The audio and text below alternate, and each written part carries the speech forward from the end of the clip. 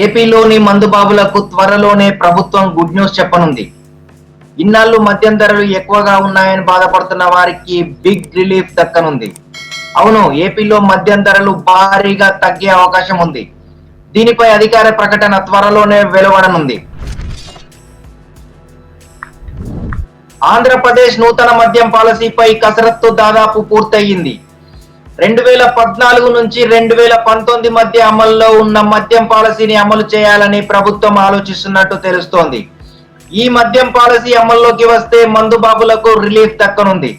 అటు ఎన్నికల సమయంలోనూ తక్కువ ధరకే నాణ్యమైన మద్యం అందుబాటులోకి తెస్తామని చంద్రబాబు ప్రకటించారు. కొత్త లిక్కర్ పాలసీ అమల్లోకి వస్తే మద్యం ధరలు భారీగా తగ్గే అవకాశం ఉంది. తెలంగాణ, కర్ణాటక రాష్ట్రాల కంటే తక్కువగా మద్యం ధరలు ఉండేలా ప్రభుత్వం ఏర్పాట్లు చేస్తోంది.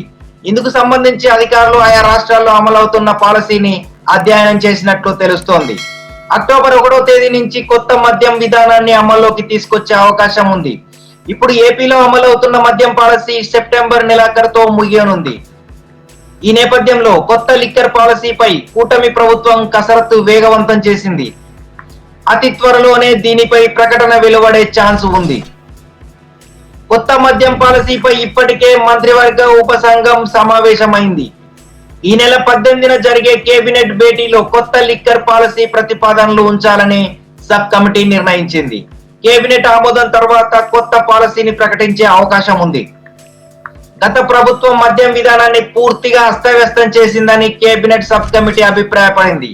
సొంత ఆదాయం పెంచుకునేందుకు మద్యం విధానం రూపొందించారని ఆరోపించింది. గత ప్రభుత్వం మద్యం విధానం వల్ల ప్రజల ఆరోగ్యం దెబ్బతిన్నదని, అందుకోసమే కొత్త లిక్కర్ పాలసీ ఏర్పాటు చేస్తున్నామని కూటమి నేతలు చెబుతున్నారు.